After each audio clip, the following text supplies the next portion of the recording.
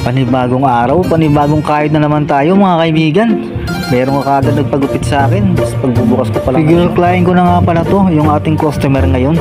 Mekaniko nga pala yan. Magaling pala yan mga kaibigan, mag-ayos ng mga kotse, mga makina ng sasakyan. Bumukos ka nga lang pala ng shop at buhay na mano kagad. Talagang morning glory ka agad. Dahil pagbukas pala natin ng shop, gupit kulay kagad ng ating customer.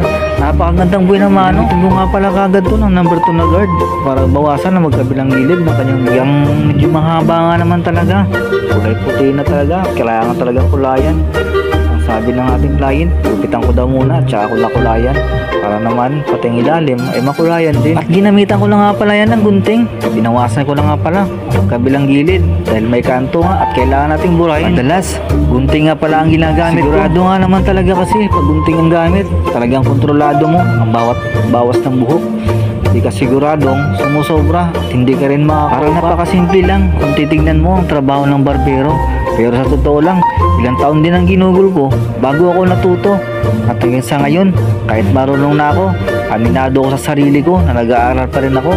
Dahil marami nga namang bagong haircut na lumalabas ngayon. Kailangan pagtutunan mo. Dahil nga naman, ang mga kabataan ngayon, nahilig na sila sa mga modern haircut. Kaya kailangan pag barbero ka, ay updated ka na.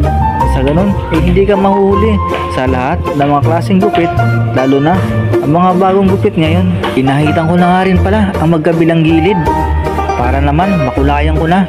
Kahit nga pala mga kaibigan, kailangan dandahan lang tayo para hindi tayo makasugat sa ating client. Todong pag-iingat talaga ang kailangan natin gawin pag tayo nag-aahit, lalo na sa ating mga customer.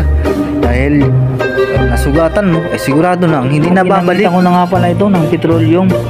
Pag nagkukulay nga pala ako, ay nilalagyan ko muna ng petroleum ang bawat magkabilang gilid para hindi dumikit ang kulay itim na. Sa loob nga lang pala importanteng malagyan nito at sa bawat gilid sa may bandang tenga. Sana nga pala natin ang session ng pagkukulay.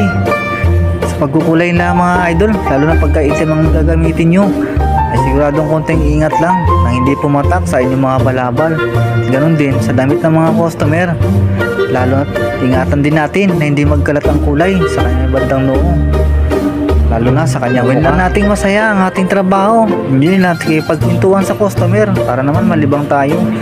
Paahit na nga rin pala ang ating client dahil gusto niya malinis na kanyang bigote. Ko na nga rin pala ang kanyang kilay dahil medyo mahaba na nga lang pala, lalo na pag tumatas na nga pala ang pagkulay ko kay tatay sa ating client. So magbabayad na nga pala si kuya. Nandito na nga lang pala ang ating video. Sa mga nakapanood ng ating video simula hanggang dulo, maraming salamat nga pala sa inyong lahat.